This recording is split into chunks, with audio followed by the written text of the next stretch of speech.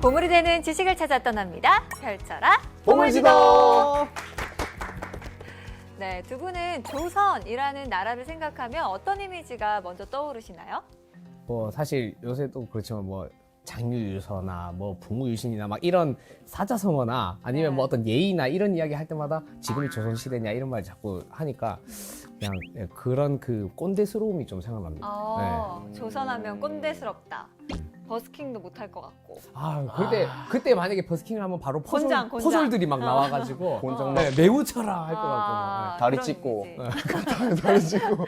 다리를 찢어요? 이거 이름 줄이를 트는 보고. 거. 아니 인권 따윈 없이 네. 그냥 막 아주 엄하게 했을 것 같은 느낌. 네. 그런 나라였을 것만 같은 이미지. 음. 우리 인욱 씨는요?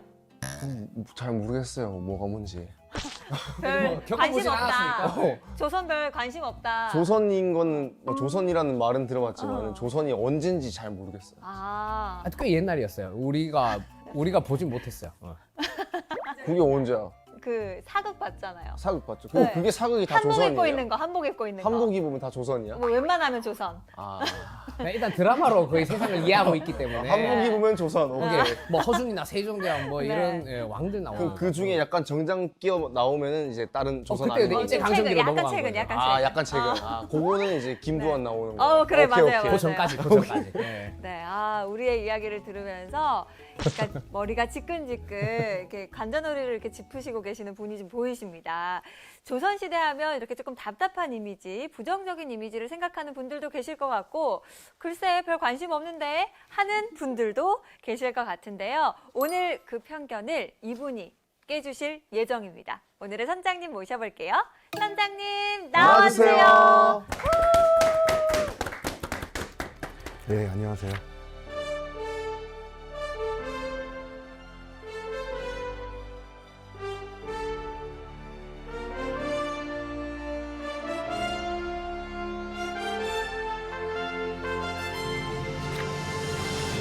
아니 선생님 저희 이야기 들으셨잖아요. 조선시대에 대한 이미지가 지금 이렇거든요. 무관심하거나 약간은 부정적이거나.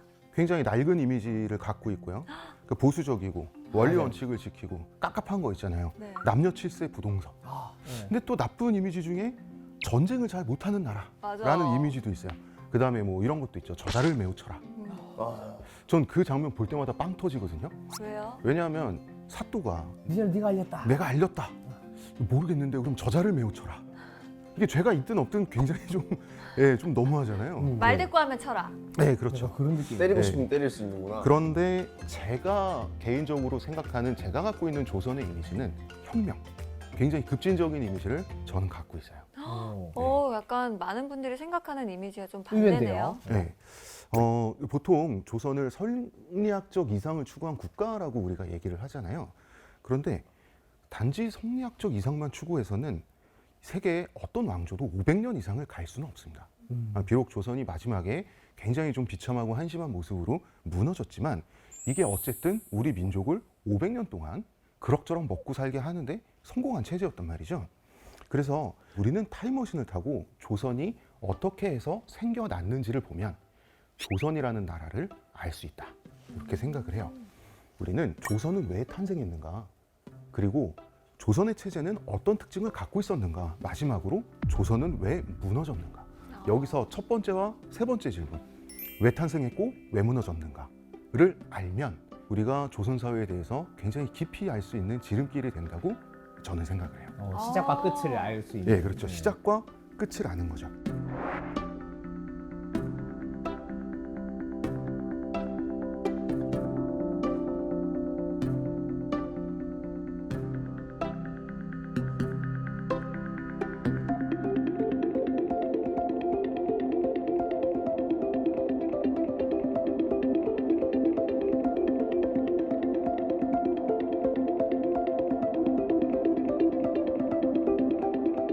조선을 만든 사람들이 있죠. 우리가 흔히 교과서에서 여말선초 신진 사대부라고 불리는 조선을 만든 사람들은 다 고려인이에요. 그렇죠. 고려에서 넘어왔으니까. 그렇죠. 예, 고려인만이 조선을 만들 수가 있었죠. 그러면 우리는 타임머신을 한 번 더 타서 고려 말의 상황으로 우리는 가봐야 돼요. 고려 말은 백성들이 살기가 아주 힘든 시대였어요. 왜냐하면 외적이 침입하고 홍건적이 쳐들어오고 원나라랑도 전쟁을 치러야 되는 그 와중에 백성의 삶은 그것만으로도 파탄이 나는 게 정상이지만 고려 말의 시대는 양극화가 너무 심했어요. 어떤 걸로 양극? 어떤 걸로 양극화가 됐나? 그러면 타임머신을 한 번만 더 타고 조금 더. 예. 자주 탄다. 로마 제국 시대로 한번 넘어가고 아직 짐 많이 못 챙겼는데 그만큼.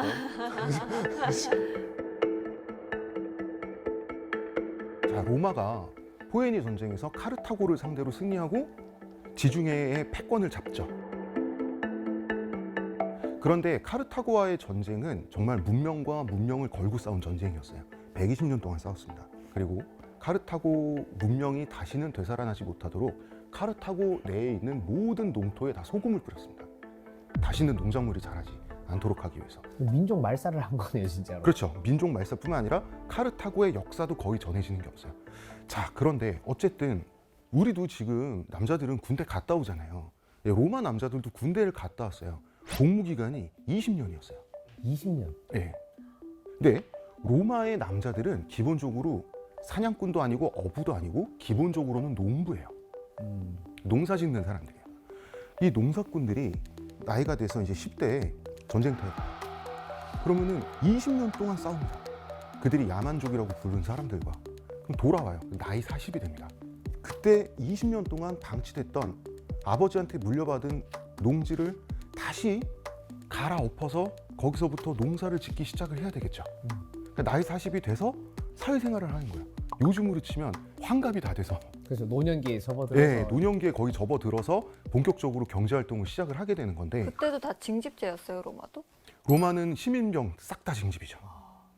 자, 그런데 이 사람들이 계속 가난해져서 마지막에는 노예로 전락하게 됩니다. 어떤 일이 생겼냐면 로마가 정복전쟁을 하면 패배한 국가나 민족들이 그 사람들이 전쟁포로가 되지 않습니까? 전쟁포로가 돼서 로마에 끌려오면 뭐가 됩니까? 노예가 되죠. 네. 그러면 로마 안에 노예들이 넘쳐날 거 아닙니까? 노예가 넘쳐나면 수요 공급 법칙에 의해서 노예 가격이 떨어지겠어요? 높아지겠어요? 싸죠. 네. 엄청 싸지죠. 이 싼 값의 노예들을 로마의 소수의 부자들이 대량으로 사들입니다. 대량으로 산업비로요? 사들여요. 그렇죠. 그리고 전쟁을 오래 하게 되면 원래 농토를 갖고 있던 농부들이 싸우다가 죽겠죠. 네. 그 농토도 싸게 사들여요. 어. 그래서 대농장을 만듭니다. 오. 그리고 거기에 노예들을 투입을 해서 정말 대량 생산하게 되는 거예요. 농작물을. 그러면 내가 평범한 로마 군 일개 시민이면 군대 갔다 와서 한 이만한 밭대기에서 로메인 상추도 키우고 그다음에 뭐 보리도 키우고 밀도 키우고 하면 곡물 시장에서 경쟁이 안 돼요. 가내 수공업이 공장하고 경쟁할 수 없어요. 대기업한테 이기기가 어렵죠. 그렇죠. 네. 그럼 어떻게 됩니까? 점점 가난해져요. 점점 가난해지다가 가뭄이 찾아오면 땅을 팔 수밖에 없어요. 그럼 자기가 부자에게 팔았던 땅에서 농사를 짓는 소작농이 돼요. 그리고 가뭄이 한 번 더 오면 노예가 됩니다. 자기 자신을 팔 수밖에 없어요. 먹고 살 수 없으니까. 자, 내가 이 나라를 위해서 목숨을 바치면서 20년을 외국의 군대와 싸웠는데 그렇게 싸운 결과 내가 가난해지고 노예가 되면 이게 공정해요? 공정하지 않아요? 공정하지 억울하죠. 못해요. 네. 말이 안 되는 거죠. 네. 부자들은 앉아서 돈을 버는 거예요. 그래서 이 문제를 해결하기 위해서 그라쿠스 형제라는 인물이 출연합니다. 그 유명한 호민관 직책을 형제들이 만들고, 호민관. 예, 호민관이 어떤 일을 하죠? 평민을 대변하는 관직입니다. 대변하는. 예, 그 전까지는 평민을 대변하는 관직이 로마에 없었어요. 원로원만 있었죠. 원로원은 귀족들만을 대변하죠.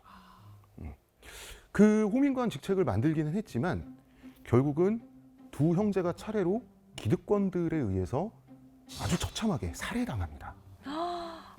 그래서 로마의 개혁은 좌절됐어요.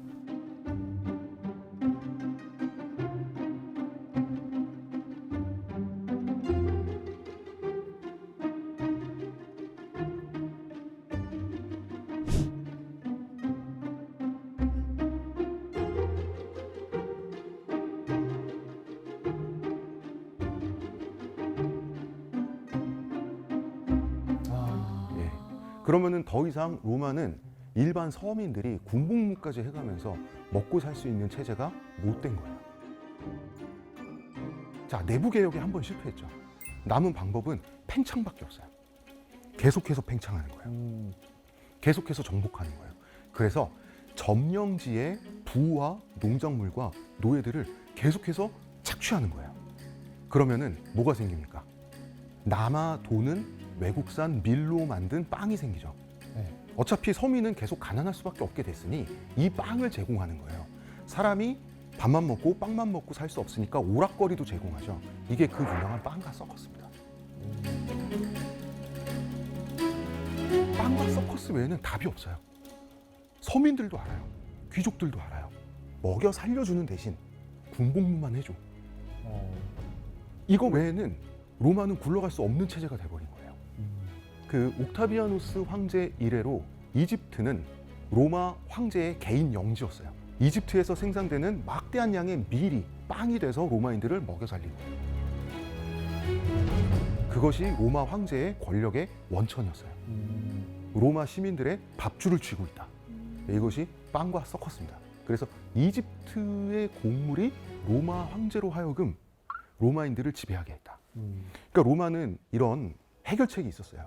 주변 민족들은 로마에 비해서 문명 수준이 너무 낮거나 문명 수준이 높아봐야 그래봐야 그리스 정도였거든요.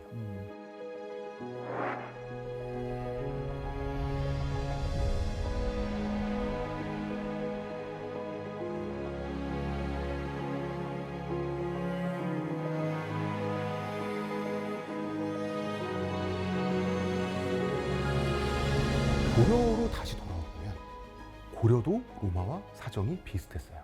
고려 말에 얼마나 양극화가 고려 왕조 400년 동안 진행이 됐었냐면 우리 사극에 보면 고려 말에 권문세족이라는 단어들이 나옵니다. 저 권씨인데 안동권님과도 고문세족의 하나였다고 들었는데. 맞습니다. 네, 검은세족이 자기네들끼리 다 해먹은 사람들 아닙니까? 맞습니다. 네, 저희 죄송합니다. 네. 근데 아마 뭐 중간에 성을 사실 수도 있어서. 네. 이 권문세족들은 고려의 경제를 모두 틀어쥐다시피 한 말하자면 요즘으로 치면 재벌 연합이라고 보시면 될 것 같아요. 아, 재벌 씨, 와. 고려 말에 권문세족의 수장이 이이님이라는 되게 성격 나쁘고 머리는 좋은 아저씨가 있었어요. 이이님이 소유한 땅이 산맥과 강을 경계로 했다고 기록이 되어 있습니다. 거기서 수많은 노비들을 거느리고 대농장을 운영했죠. 자, 엄청나게 넓은 땅에 엄청나게 많은 노예를 투입해서 많은 작물을 생산하는 거, 그런 농장을 라티푼디움이라 그래요. 라티푼디. 라티푼디움? 그런데 라티푼디움에는 현대도 있어요. 브라질의 커피 농장. 어. 가도 커피밭. 맞아, 엄청 크게. 예. 네. 그리고 거기서 일하는 노동자들은 사실상 노예나 다름이 없죠. 하루 임금이 1,500원. 맞아요. 정말 저임금으로. 예, 거기 기계를 들여놓지 않는 이유들이 있어요. 대농장주들이. 기계를 돌리는 전기값보다 인건비가 싸기 때문에. 어머. 필리핀 다바오의 바나나 농장. 가도 바나나만 있는 정글지대 그리고 산악지대에서 바나나를 따는데 안전장비란 존재하지 않고요. 맨발을 신고 노동자들이 엄청나게 많은 양의 바나나를 수확합니다. 그 사람들은 1년에 바나나를 정작 1개도 먹지 못해요. 그들에게는 바나나가 너무 비싼 식물이에요. 따면서 몰래 좀 먹지. 이런 게 라티푼디움인데, 자, 라티푼디움 얘기를 한 이유는 고려 말의 상황도 라티푼디움이었다는 거예요. 오. 브라질은 너무 땅이 풍요로워요. 아르헨티나의 팜파스 일대 너무 땅이 풍요롭죠. 제가 이 말씀을 드린 이유는 라티푼디움 농업이 굴러가는 곳은 공통적으로 굉장히 풍요로운 곳이에요. 그래야지 그 노예 노동을 수용할 수가 있는 거예요. 그 환경이. 한반도는 옛날부터 척박하고 산지가 대부분이고 그나마 있는 평야에서도 굉장히 곡물의 생산성이 떨어지는 나라였는데, 옛날부터 우리나라가 라티푼디움을 견딜 수 있느냐? 한반도는 라티푼디움을 백성이 견딜 수 없는 땅인데 라티푼디움 체제였다는 게 문제예요. 아, 이미 문제가 있었네요. 이미 문제가 있었어요. 한반도가 얼마나 척박한데요. 그래서 바로 이러한 문제를 해결하려면 로마 같은 경우는 안 되겠어. 정복 전쟁 하다 생긴 내적 모순 계속 정복을 하는 걸로 해결해. 팽창하자. 예. 고려가 정복 전쟁을 누구한테 하죠? 중국을 정복하나요? 내부 모순을 해결하기 위해서. 네. 고려와 주변 세계는 로마와 주변 세계와 비교했을 때 로마는 주변 세계를 군사력으로 다 압도했어요. 문명 수준에서. 고려는 그렇지가 못했어요.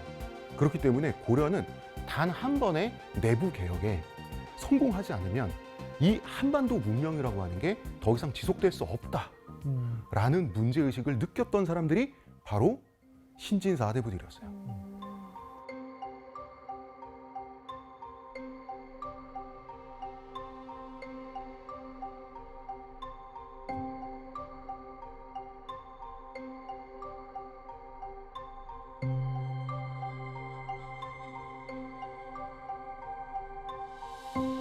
자, 우리가 흔히 조선을 설계한 사람 이러면 이제 정도전이라고 합니다.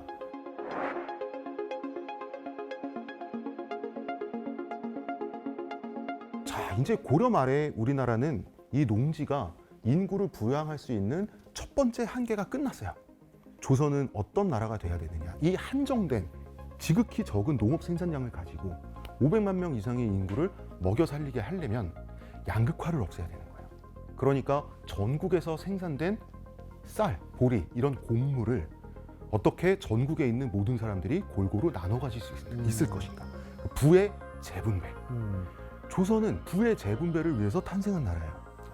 저 때 이미 권문세족이 땅이며 곡물이며 이런 것들을 다 차지하고 있을 때니까 네. 이거를 다시 재분배를 시키자 하는 필요한 시점에서 등장했다는 거죠. 그렇죠. 그래서 저는 꼭 정도전이 아니었더라도 네. 30년 후든 40년 후든 그와 비슷한 생각을 하는 사람은 나타났을 거라고 생각해요.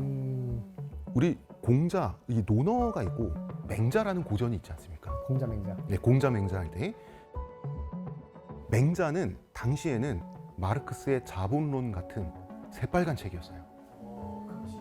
근데 그 정몽주가 정도전에게 몰래 이 맹자를 넣어줘요. 맹자는 이 급진적인 혁명 사상이 담긴 책이거든요. 그래서 정도전이 그 맹자를 탐독하면서 이 사람이 그때 처음 이 세상을 뒤집어 엎어야겠구나 라고 하는 그 혁명가가 되기 시작을 하면서 자극받았네요. 네, 굉장히 자극받았죠. 그래서 조선 성리학의 기본 근간은 맹자예요. 네. 자, 그래서 이 신진 4대부 세력은 이성계와 손을 잡죠. 그래서 신진 4대부들의 철학과 이성계의 무력이 만나서 쿠데타에 성공을 하고 조선 왕조가 세워지는데 조선이 빵 하고 생기지 않았습니다. 일단 태조 이성계는 고려 국왕 자리에 올랐어요. 일단. 근데 이때 국제적인 정식 타이틀은 고려 권지 국왕, 고려 국왕 대행이었어요. 이 권지 국왕일 때 권문세족을 포함한 모든 기득권의 토지 문서를 다 꺼내서 저작거리에서 몇 날 며칠을 다 불태워버립니다. 토지 소유권을 다 없애버립니다. 지금 민서를 다 없애버렸네요. 네, 그때 반발이 없었나요? 반발이요? 네. 아니, 그러니까 이성계가 필요했죠. 이성계는 당시 동아시아에서 싸움을 제일 잘하던 아저씨였어요. 그러니까 이성계가 필요했죠. 필요해지, 예, 필요해지. 이성계 없이 그런 거 하려고 했다가 그럼 삼일 이 사람들 다 유배 한 두세 번씩 다 갔다 온 사람들이에요. 이 신진 4대부들이. 예. 그래서 이 토지 소유권, 이 부자들의 토지 소유권을 다 불태워서 없애버린 후에 1392년에 조선이 정식으로 건국됩니다. 그 조선은 혁명에 의해서 태어난 굉장히 급진적, 사회주의적인 국가예요.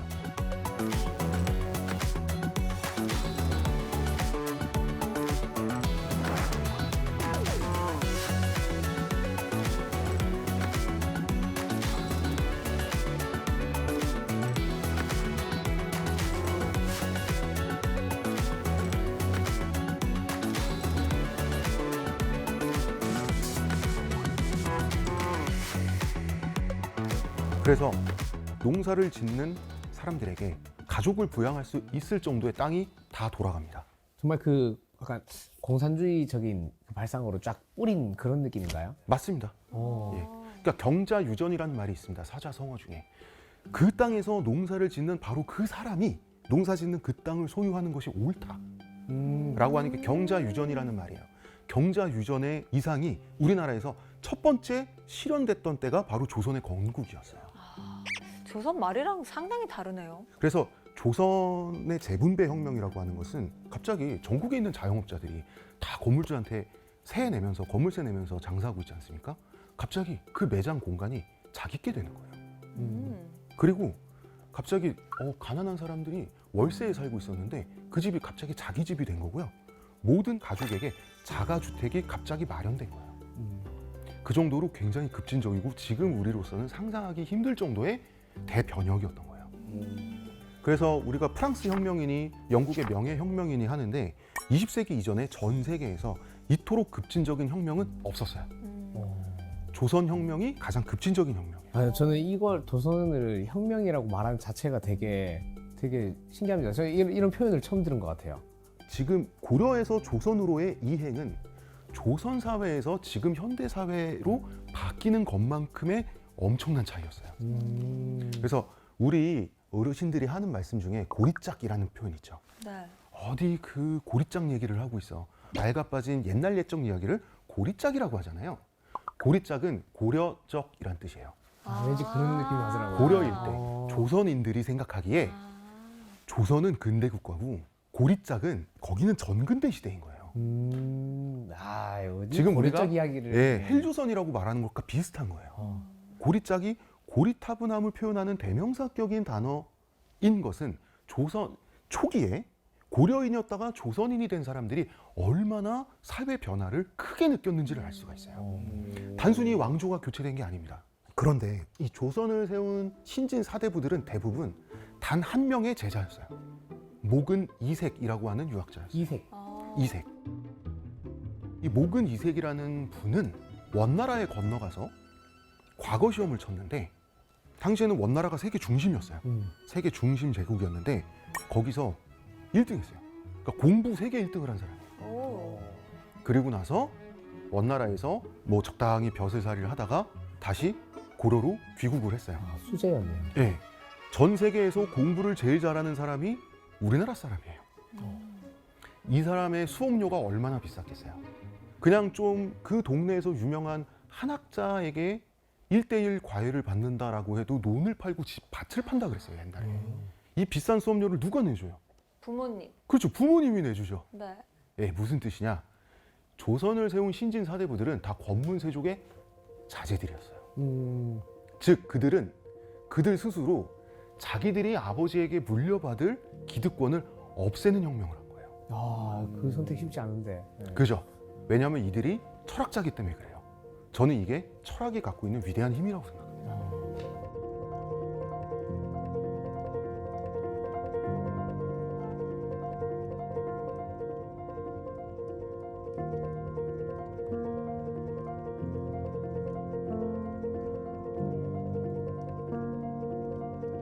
현대인은 현대인의 관점을 가지고 과거를 해석해요. 뭐 저는 세대 구분을 하면 X세대인데 저도 X세대의 기준으로 MZ들을 판단을 하죠. 그러니까 꼰대 소리를 듣죠. 그러니까 현대인도 사실은 조선인들에 대해서 꼰대짓 하고 있어요. 자, 우리가 조선의 문제점이라고 생각하는 것들이 상업자본이 발달 안 하고 말이야. 자본주의 이런 게 발달을 안 하고 일본의 에도 시대처럼 그런 상업자본이 발달했다면 우리가 자본주의를 좀 더 빨리 도입을 해가지고 우리가 서양 문물도 더 빨리 받아들였을 것이고 과학기술, 특히 군사, 무기 같은 거 우리가 일본에 먹히지 않아도 됐을 텐데 이런 식으로 생각을 합니다. 저는 자본주의 사회에 사는 걸 굉장히 감사해요. 덕분에 제가 잘 살고 있죠. 그런데 제가 자본주의 사회에 사는 걸 감사하는 이유는 이 자본주의 사회가 2차 산업혁명 이후의 사회이기 때문에 그래요. 2차 산업혁명 이전에는요, 농경국가는 그 해에 그 나라에서 생산된 곡물의 양 전체가 그 나라가 갖고 있는 그 해의 국부의 90몇 %죠. 자산은 한정돼 있습니다. 이걸 가지고 다 골고루 잘 나눠서 잘 먹고 잘 살아야 되잖아요. 자, 그런데 상업자본이 발달하면 어떻게 됩니까? 인플레이션이 생기죠. 인플레이션이 생기면 곡물은 기본 재화니까 가격이 올라요? 안 올라요? 가격이 오르죠. 가격이 오르죠. 그러면 서민들은 굶어요? 안 굶어요? 정말. 굶죠. 무역이 발달하고 상업이 발달하면 수출과 수입이 늘죠. 자, 수출을 뭘로 합니까? 수출도 쌀로 하겠죠. 쌀로. 수입을 할 때 그 외국에서 중국에서 들어오는 사치품 뭘로 결제합니까? 결국은 모든 부는 쌀로부터 나오기 때문에 고물로부터 비단을 나오기 산 때문에 거예요? 그렇죠. 그래서 조선은 의도적으로 상업을 억제합니다. 자본주의의 발달을 억제해요.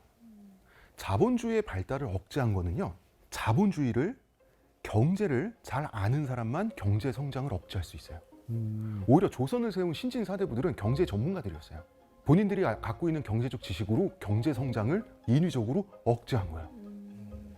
그런데 이게 세대가 계속 지나면서 시간이 흐르면 어떤 현상이 일어나냐면 조선의 사대부들은 나중이 되면 경제를 정말로 모르는 사람들이 돼요.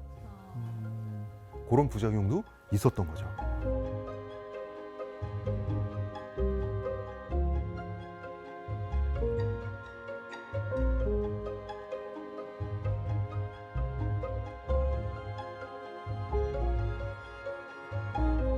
이 차 산업사회가 시작되기 전에 상업자본의 발달이 어떠한 영향을 끼치는지에 대한 결정적인 예가 일본의 에도 시대예요. 에도 시대가 이제 임진왜란 끝나고 나서부터 에도 시대가 펼쳐지죠. 에도 시대 동안에 일본은 상업자본이 엄청나게 많이 발달했습니다. 자본주의가 많이 발달했어요. 일본 전체 역사상 에도 시대의 평균 신장이 가장 작았습니다. 키가 가장 작았어요. 네. 왜요? 왜냐하면 경제가 발달하니까요. 경제가 발달하면 키가 작아져요? 네, 경제가 발달하면 상업자본이 발달하죠. 네. 상업자본이 발달하면 이제 무역이 활성화되고 네. 자본주의가 발달을 하는 거예요. 인플레가 생겨요. 네. 못 먹어서? 예, 아. 곡물 가격도 똑같이 올라요. 그러니까 서민들은 못 먹어요. 아. 그리고 다이묘들, 영주들, 부자들이 중국의 사치품을 사기 위해서 일본의 쌀이 중국으로 유출이 되는 거죠. 그러면 일본 국내의 전체 쌀 보유량은 줄어들죠. 네. 그럼 쌀값은 더 오르죠. 네. 예, 농민들은 더 굶죠. 그렇게 되는 겁니다. 그래서 그 에도 시대에 마비키라는 풍습이 생깁니다. 마비키? 마비키, 속가내기란 뜻인데요. 네. 엄마가 자기가 낳은 갓난아기를 베개로 눌러서 질식사시키는 것을 마비키라고 합니다. 왜냐하면 식구들의 입이 늘면은 굶으니까. 굶으니까 그러니까 조선은 그걸 경계했던 거죠. 경계했죠. 그래서 그 조선이 얼마나 상업자본의 발달을 경계했냐면요. 원래 조선 초기에 이양법이 금지됐었어요. 이양법이 뭐냐면 모내기. 모판에 키운 다음에 하잖아요. 그렇죠. 예, 그게 이양법인데 그런데 원래 조선은 합법적으로는 직파법만 해야 돼요. 직파법은 뭐냐면 말 그대로 씨를 바로 뿌리는 거예요. 조선을 세운 사람들은 물론이고 고려시대 사람들도 이양법을 할 줄 알았어요. 이양법이 생산성이 더 좋아요. 더 효율적인 방법이에요. 더 효율적이죠. 못 쌀이 더 많이 생산돼요. 네. 그런데 일부러 직파법을 했던 거예요. 더 원시적인 농법인. 왜냐하면 쌀이 더 많이 생산돼서 잉여 생산물이 생기면 그 잉여 생산물을 독점하는 사람들이 부자가 되죠. 양극화가 진행되잖아요. 그래서 양극화가 진행될 가능성을 미리 차단하기 위해서 이양법을 금지시켰던 거예요. 부의 축적을 막으려고. 부의 축적을 막으려고. 아. 그래서 고려 청자와 여러분 조선 백자를 생각하시면 고려 청자는 엄청나게 화려하죠. 조선 백자는 수수한 가운데 장식도 없고 은근히 품위가 드러나게 돼 있죠. 도자기뿐만 아니라 조선의 모든 가구나 어떤 가옥의 형태도 그 영향을 받아요. 부자인 티 내면 못난 사람 되는 거예요. 문화적으로도 그런 게 자리 잡히는 거예요. 그래서 조선의 미술품과 의복이라고 하는 것은 고려시대와 전혀 다른 거예요.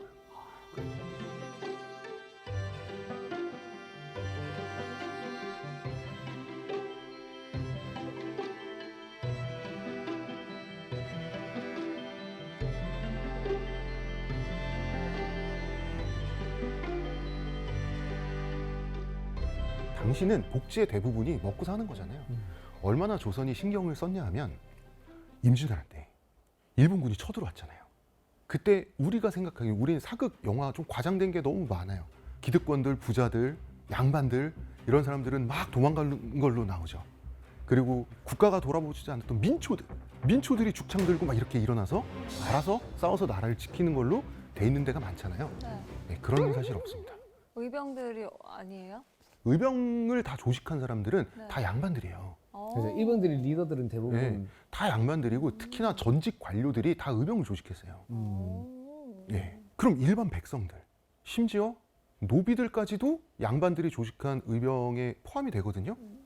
그럼 굳이 그럴 필요가 있었을까요? 그냥 하루 벌어 하루 먹고 사는 사람들이 이 체제에 조선 체제에 그렇게 도움받는 사람들도 아니었잖아요. 특히 노비들도 마찬가지고. 왜 그랬을까요? 처음에 일본 점령군은 네. 점령지에서 조선 사람하고 잘 지내보려고 했어요.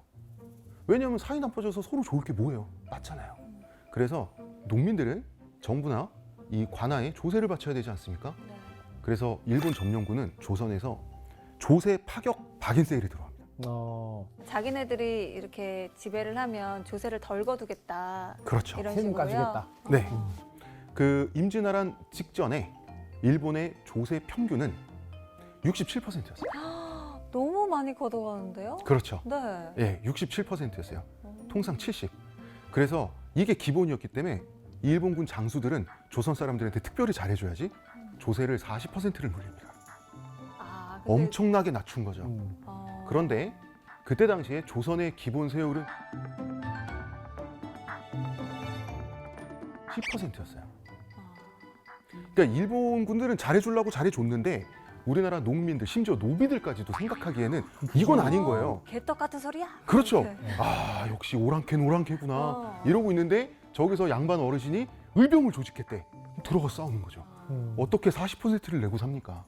이런 거예요. 이 말은 뭐냐면 임진왜란은 정확하게 1592년에 일어났어요. 이러고 예, 조선이 세워진 게 1392년입니다. 정확하게 200년 있다가 임진왜란이 일어났거든요. 200년 동안 건전한 세율을 유지했다는 건 대단한 거예요. 지금 대한민국이 생겨난 지가 80년이잖아요. 네. 200년 동안 농민들이 외적이 쳐들어왔을 때 조건 없이 의병이 될 만한 체제였다. 일반 서민들, 심지어 천민들까지도 생각하기에 이 체제가 목숨 바쳐 지킬 가치가 있는 체제다라고 느낄 수 있게 하는 것. 대단한 겁니다. 이미 일본이 쳐들어오기 전에 200년 동안 너무나 이상적인 체제로 잘 되고 있었다는 거네요. 예, 그거에 단점도 있었죠. 200년 동안 전쟁 나온 전쟁을 해본 적이 없어서 너무 약체야. 그 조선군의 전술이라든지 실전 경험 이런 건 다 200년 전이었어요. 근데 일본은 전국 시대를 거치면서 계속해서 전법이 개발되고 업그레이드되고 서로 경쟁하고 그리고 우리나라를 침공한 그 외병들, 일본군들을 보면 다 그 전국 시대 한복판에서 전쟁터에서 다 10년, 20년씩 살아남은 베테랑들이 왔어요. 그러니까 처음에 우리가 밀릴 수밖에 없는 거예요. 그 병사들에게 실전 경험이 있는 것과 없는 것은 하늘과 땅 차이였어요. 예. 그래서 우리가 조선을 흉보고 조선에 대해서 안타까워할 때 조선이 망한 마지막 모습만 보잖아요. 조선이 망한 마지막 모습만 보면 한심하죠. 그렇지만 조선의 마지막이 조선시대 전체를 대변하진 않아요. 조선 왕조 건국 200년째를 살고 있는 농부에게 조선은 실패한 체제가 아니었어요. 그렇지만 조선이 멸망하기 15년 전을 사는 농부에게 조선은 실패한 체제였죠. 우리가 로마 제국이 무너진 모습만 보고 로마 시대 전체를 평가하면 말이 안 되죠. 그것과 마찬가지입니다. 그래서 조선을 이해할 때 우리가 조선 시대 전체를 총체적으로 이해해야 된다. 애초에 조선이 왜 탄생한 국가였는지를 아는 것은 그래서 중요하다는 겁니다.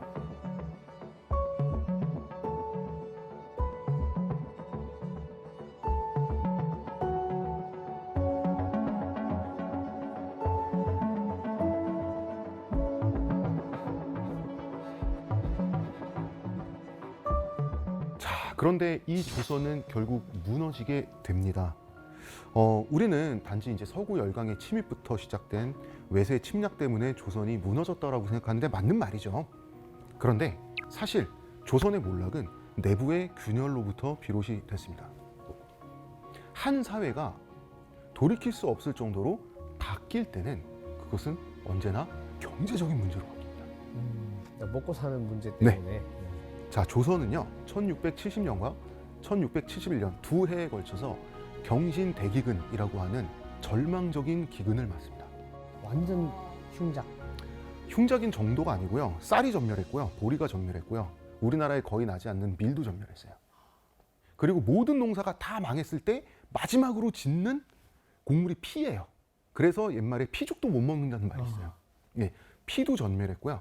자, 못 먹으면 어떻게 됩니까? 면역력이 떨어지고 면역력이 떨어지니까 이제 감기 같은 거 걸리고 이제 전염병이 도는 거예요.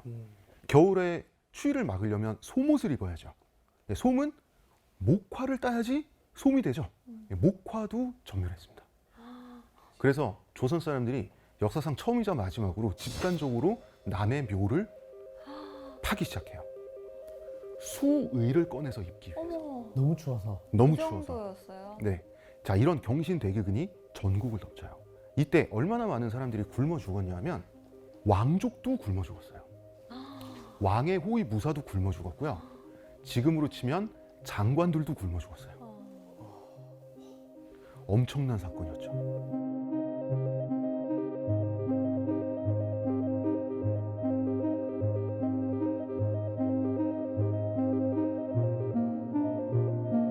자, 그렇게 경신대기근이라고 하는 어마어마한 폭풍이 지나가게 됩니다.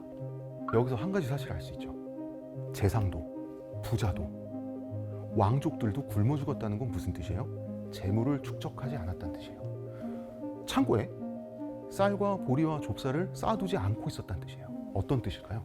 자, 쌀을 쌓아두면 어떻게 돼요? 쌀의 유통량은 줄어들죠. 네. 그럼 쌀값은 어떻게 돼요? 올라가죠. 쌀값이 올라갔을 때 내 쌀을 팔면 나는 부자가 되죠. 네. 일부러 재산을 축적하지 않고 있었던 거예요. 쌀을 쟁여두지 말자. 곡물을 쟁여두지 말자. 곡물을 쟁여두는 것은 백성을 괴롭히는 것이다. 백성이 먹고 사는 걸 방해하는 거기 때문에. 이 조선의 기득권, 지배층은 적어도 경신대기근 이전까지는 나름대로 조선이 탄생한 그 이유가 갖고 있는 도덕성을 갖고 있었던 거예요. 대단한 거예요. 250년이 넘는 시간 동안 그걸 갖고 있었다는 건 대단한 겁니다.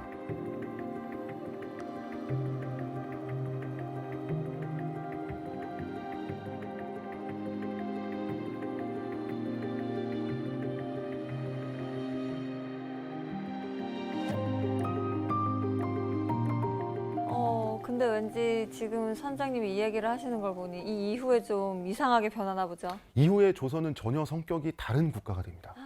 자, 먼저 한번 다 같이 사이좋게 굶어 죽어 보니 네. 직파법 때려쳐. 무조건 쌀을 많이 생산하고 볼 일이죠. 이제 전국적으로 이양법이 유행을 하게 됩니다. 한번 다 같이 사이좋게 굶어 죽어 보니까 무조건 많이 생산하고 볼 일인 거예요. 맞아. 그러다 보니까 잉여 생산물이 남죠. 네. 그 잉여 생산물이 생기면 부자들은 언제 다시 가뭄이 올지 모르잖아요. 그걸 창고에 차곡차곡 축제를 하기 시작하는 거예요. 재산을 축적하기 시작하는 거죠. 그런데 이양법에는 한 가지 문제가 있습니다. 이양법은 생산력은 좋은데요. 한 번 가뭄이 오거나 한 번 병충해가 오잖아요. 벼들이 전멸하는 문제가 있어요. 가끔가다 이제 가뭄이 왔어요. 벼가 전멸했어요. 쌀은 부자들의 창고에 밖에 없어요. 이제 나라에. 그럼 부자들은 그 쌀을 빌려주죠. 뭘 받고? 이자놀이 하는 거죠. 고립대를 받고.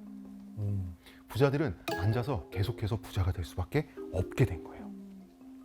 그리고 경신대기근 이후에 이제 노비의 숫자가 줄어들기 시작합니다. 굶어서 죽은 건가요? 아니면 다른 문제인가요? 노비는 옛날에 가족으로 쳤어요.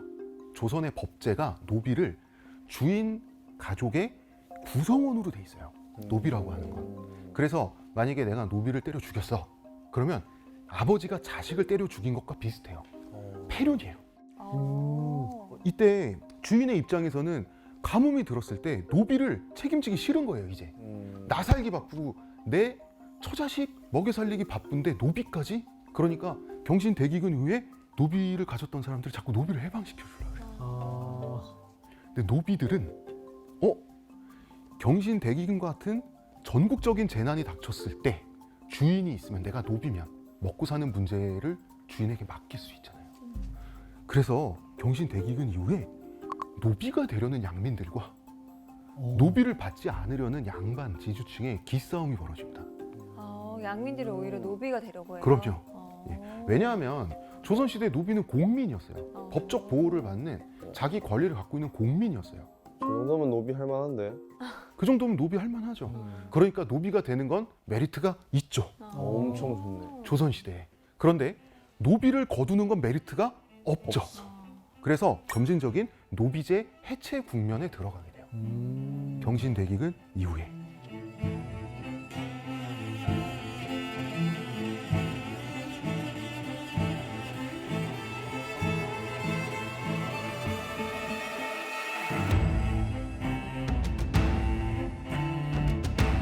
그러면은 노비 없이 내가 부자라서 일 안 하고 그냥 먹고 살고 싶은데 일 안 하고 떵떵거리고 살고 싶은데 노비가 없으면 누가 일해주지? 소장농이 일해주면 되죠. 자, 복잡하게 내가 대농장을 소유하고 관리하고 경영하고 노비들을 부려가면서 그러다가 농사 실패하면 다 내 책임이고 내가 손해 감수해야 되잖아요. 그러지 말고 나는 땅 소유권만 갖고 있고 그 땅을 땅 없는 농부한테 빌려주면 되죠. 임대. 임대를 하는 거죠. 그럼 소작농은 자기가 생산한 소출에서 40%, 50%, 60%를 떼줘야 되니 아무리 지주가 미워도 열심히 일해야 자기도 먹고 살 수 있죠. 그러니까 자기는 이제 안방에 누워서 가만히 있으면 돼요. 일도 소작농이 대신하는 거예요. 노비를 뭐하러 부릅니까? 이렇게 편한 방법이 있는데 지주 입장에선 꿀이죠.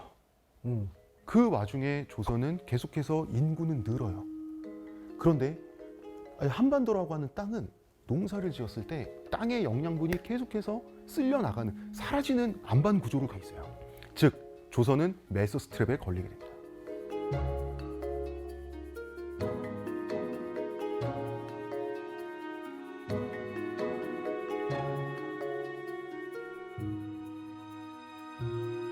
메서 스트랩은 자, 어떤 사회가 처음에는 인구가 늘면 늘수록 그 인구들이 협동하고 같이 일을 하고 하면서 생산성도 좋아지고 인구가 늘면 지식의 양도 늘고 그러니까 인구가 늘면 늘수록 더 그 사회는 풍요로워지고 먹고 살만해지다가 어느 순간 그 사회를 바치고 있는 자연 환경이 그 인구를 떠받치지 못하게 되는 시점이 온다. 한도초가. 네. 그렇죠, 그렇죠. 그러면 그 사회는 멸망에 치닫는다. 이게 멜서 스트랩이에요. 멜서 스트랩 이론은 현재는 폐기됐습니다. 왜 폐기가 됐을까요? 그 자연 환경을 능가할 수 있는. 네, 지금은 2차 산업 시대이기 때문에 그래요. 근데 2차 산업 시대 전에는 모든 생산력이란 건 사람의 인력과 자연의 결합물이에요. 농사를 짓든 수렵을 하든 계속해서 땅을 풍요롭게 만들어주는 유지를 시켜주는 공장에서 찍혀져 나오는 화학 비료란 것도 없어요. 조선은 멜서 스트랩에 걸려 있는 나라가 돼버리게 됩니다. 그래서 사람들이 굶주리는 게 당연한 시대가 돼요. 현대 한국인들은 조선 시대가 굉장히 오랫동안 변화가 없는 고정된 시대라고 생각하는 경향이 있어요. 그런데 10년이면 강산이 변한다라는 말은 조선 사람들이 만들어낸 조선 속담이에요. 왜 10년이면 강산이 변할까요? 영양분이 다 빠져나가서. 조선시대 말기가 되면 이순신 장군을 좋아하는 선비들이 이순신 장군이 싸웠던 격전지를 방문을 해요. 명량해전, 한산도 대첩. 그런데 난중일기랑 안 맞아요. 왜 안 맞을까요? 개간을 해서 그래요. 지형이 바뀌어 있는 거예요. 진짜 강산이 그렇게 변하네요. 처절하게 개간을 하고 계속해서 경작지를 늘려나가려고 했는데도 18세기, 19세기가 되면 조선의 쌀 생산량은 점점 줄어들어요. 인구는 늘어가는데 왜? 조선 땅 자체가 점점 고갈되는 거예요. 땅의 기운 자체가 고갈되는 거예요. 하도 좁은 땅에 농사를 많이 지어서 거기다가 지금 말씀드렸던 양극화. 그래서 이사벨라 버드 비숍 여사는 조선 말에 조선을 방문해서 이런 말을 했습니다. 조선에는 착취하는 사람과 착취당하는 사람 오직 두 종류의 사람만 있다.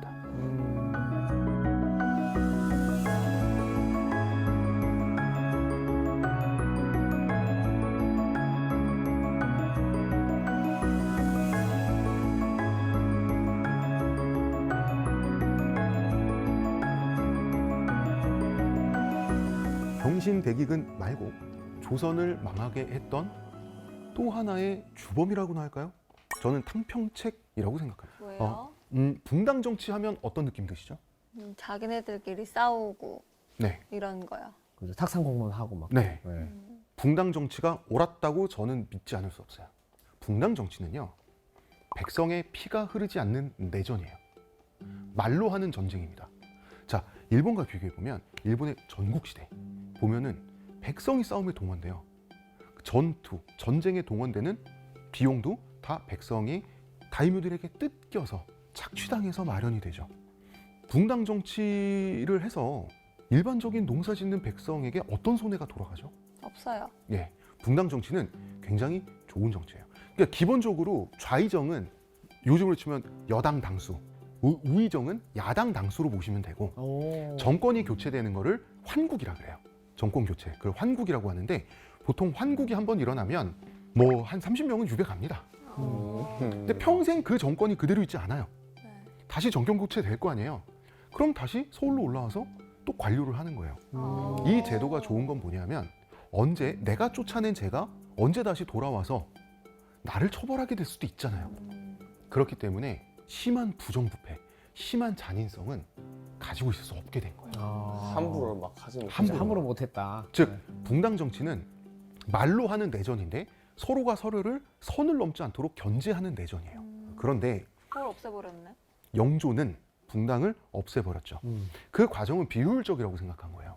실제 영조가 느끼기엔 비효율적이 없겠죠. 영조는 엄청 무서운 사람이었어요.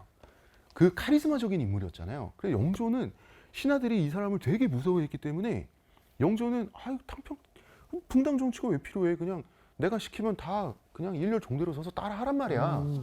통했어요. 영조 다음에 정조 때에 이르러서 정조는 영조만큼 무서운 사람은 아니었지만 정조는 조선 4대 천재가 정조잖아요. 이 사람이 워낙 천재이기 때문에 붕당 정치 없어도 탕평책만으로 자기가 다 할 수 있었어요. 자, 붕당, 정당이 없어지면 요즘으로 치면 대통령 독재가 되는 거죠. 그러니까 모든 것을 왕이 책임지고 왕의 권한 아래 있는 것은 그런 제도는 정말 뛰어난 강력한 왕이 있을 때만 통해요. 그 다음 왕들은 영조처럼 무섭지도 않았고 정조처럼 천재도 아니었어요. 평범한 사람들이었어요. 순조. 이런 사람들이 그 탕평책이 갖고 있는 강력한 왕권을 풀로, 맥스로 활용하지 못하면 결국은 붕당이 없어진 상태에서 일당 독재가 되게 됩니다. 노론. 노론 일당 독재가 되는 거죠. 왕을 노론이 대체하는 거예요. 그리고 노론 내에 당내 투쟁에서 최종적으로 안동 김씨가 승리하면서 세도 정치가 시작돼요. 안동 김씨. 네. 자, 붕당 정치가 사라지고 세도 정치가 시작되니까 견제가 없어져요. 이제는 선을 지킬 필요가 없어요. 선을 시계 넘기 시작하죠. 국가를 사유하고 매관매직을 하고 나라가 망하기 시작합니다. 조선은 100년도 안 되는 시간 동안에 망할 준비를 마친 나라가 돼요.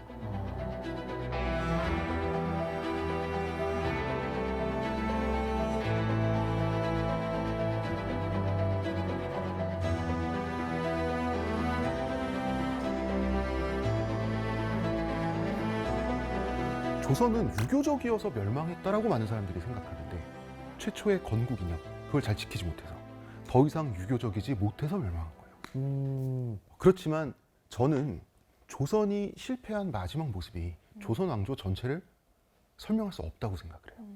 사실 조선 말기가 되면 얼마나 사람들이 먹고 사는 게 불가능해진 사회가 됐는지 말씀드렸죠. 멜서스 트랩에 걸려 있었어요. 사실 이 멜서스 트랩에 우리 민족은 200년, 300년 더 먼저 걸렸어야 돼요. 그 시간을 조선은 연장했어요. 그래서 우리는 비록 조선이 망할 만큼 망할 때가 돼서 갑자기 그 서구 열강이 침범을 하고 그 중에서 하필이면 기분 나쁘게도 우리가 역사 기간 내내 우리가 오랑캐로 무시했던 일본의 식민지가 되는 굴욕을 겪었지만 어쨌든 우리 민족을 살려서 2차 산업 사회로 우리 민족을 패스했어요. 조선 왕조는. 그러니까 조선 왕조는 우리 민족의 생존 기간을 늘린 나머지 우리 민족이 성공한 현대 사회를 가질 수 있는 기회를 줬다. 그런 면에서 조선은 결과적으로는 큰 틀에서 성공한 체제였다라고 저는 믿어요. 그래서 조선을 비판하는 사람도 있고, 저처럼 조선을 좋아하는 사람도 있어요. 그런데 감정을 정하기 전에, 좋아하고 싫어하기 전에 먼저 이해를 해야 돼요. 근데 우리 사회에 유행하는 것은 감정을 먼저 정합니다. 저걸 싫어할까 좋아할까. 그리고 나서 자기가 싫어하는 감정, 좋아하는 감정의 근거를 찾아요. 그러지 말고 먼저 내려놓고 감정을 내려놓고 총체적인 이해를 한 다음에 그 다음에 좋아할지 싫어할지 결정해도 될 것 같아요. 그래서 오늘 1강 조선이란 무엇인가, 그래서 제가 마지막으로 드리고 싶은 말씀은 먼저 이해하려고 하는 마음을 갖자입니다. 네. 그래서 저는 많은 사람들이 이 방송을 통해서 조선과 화해할 준비가 되셨으면 좋겠어요.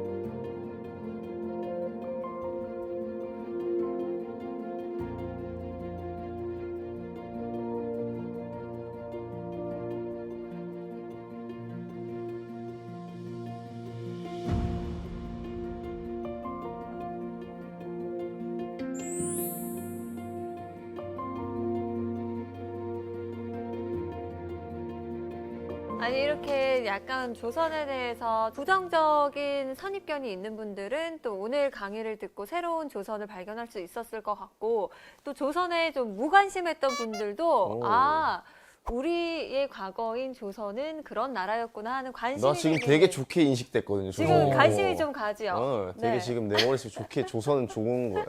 사실 조선에 많이 변화할 수 있었던 네. 뭐 좀 시점들이 좀 있을 것 같거든요. 그래서 네. 혹시나 조선 시대로 선장님이 돌아가셔가지고 좀 딱 하나를 바꿀 수 있다면 혹시 좀 바꿔보고 싶은 게 있으실까요? 저는 수양대군이 쿠데타에 성공해서 세조가 된 네. 개유정난을 한번 막아보고 싶어요. 나는 왕이 될 상인가 했던 그 수양대군을 그렇죠. 아니야, 탕! 뭐 이걸 한번 해보고 싶어요. 어. 네. 그래서 개유정난 없이 조선 사회가 얼마나 더 잘 됐을지를 한번 확인해보고 싶어요. 왜요? 왜냐하면 그 조선의 건국 이념, 그 다음에 조선 초기에 이제 잡혀 있었던 체제 이런 것들을 세조가 이제 쿠데타로 얻은 권력을 유지하고 또 쿠데타를 정당화하기 위해서 많이 흐트러뜨려 놔요. 예, 세조가 의외로 망친 게 되게 많아요. 예. 알겠습니다. 오늘 우리 선장님이 조선에 대한 새로운 이야기를 전해주셨는데 한마디로 오늘 강의를 정리를 해주신다면요? 감정을 먼저 정할 필요 없다. 이해가 먼저다라는 말씀 드리고 싶습니다.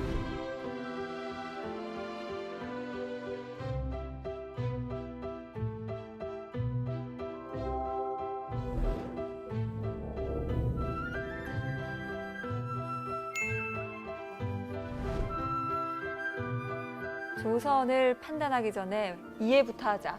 알겠습니다. 오늘 두 분도 새로운 옛날 이야기 들었던 것처럼 좀 흥미롭게 함께 했을 것 같은데 어떻게 들었는지 궁금합니다. 네, 저는 뭐 말씀하신 대로 뭐가 베이스가 없었기 때문에 네. 이해를 먼저 하고 들은 사람으로서 그 뭐 초반부터 쏙쏙들이 이제 상세하게 알려주셔가지고 전 너무 재밌게 잘 들었어요. 그럼 조선시대로 만약에 돌아갈 수 있다면 인욱 씨는 네. 어떤 신분을 노비 노비가 딱 맞다. 노비를 이렇게 긍정적인 시각으로 노비가 법적 보호를 받긴 했지만 네. 한 가지 빼먹었어요? 그러니까 인권의 사각지대이긴 했습니다. 어. 네, 사각지대이긴 했어요. 네. 중요한 걸 빼먹으셨네. 네. 인권의 사각지대였대요. 다시 생각해보면 저는 왕 어떻습니까, 왕? 왕. 임금님. 왕은 아니에요. 왕. 왜요? 총대 매는 걸 별로 안 좋아해요. 아, 그렇습니까? 알겠습니다. 아, 제가 떡밥을 뿌렸는데 안 물으시네요. 네. 왜요? 왕 별로예요? 저는 왕 하고 시간에. 싶어요. 아, 왕 하고 싶으세요? 네. 알겠습니다. 예, 왕 시켜드릴게요. 다음 시간에 다음 생각이 시간에 바뀔 수도 있어요. 알겠습니다. 일단 왕이 되고 싶은 욕심을 가지고 다음 시간에 한번 들어보도록 하겠습니다. 네, 오늘 경환 씨는 어떻게 들으셨어요? 네, 저는 사실 처음에 조선하면 떠오르는 것 했을 때 정말 그 낡은 생각들을 가지고 있었는데 확실히 많이 바뀐 것 같고요. 조선 생각보다는 살만했구나. 예. 그리고 저는 만약에 조선 시대로 돌아간다면 그 사대부, 그 신지 사대부 역할을 한번 해보고 싶다는 생각이 멋있죠. 혁명가들이죠. 네, 되게 갑자기 그럼요. 멋있게 느껴져가지고 예, 알겠습니다. 재밌었습니다. 네. 왜 헬조선이라는 말이 있죠. 물론 여기서 헬조선은 그 과거 조선을 가리키는 말은 아닙니다만 그래도 이런 말을 사용했다는 것 자체가 좀 죄송스럽다라는 생각이 들 정도로 조선에 대한 이 새로운 인식을 갖게 한 시간이었습니다. 지식 강의를 마친 이쯤에서 다시 한번 묻고 싶은데요. 여러분에게 조선이란 어떤 곳인가요? 다시 한번 생각해 보시면 좋을 것 같습니다. 오늘의 지식 강의는 여기서 마치고요. 다음 이 시간 다시 찾아뵙겠습니다. 다음 주에도 찾아라 보물지도!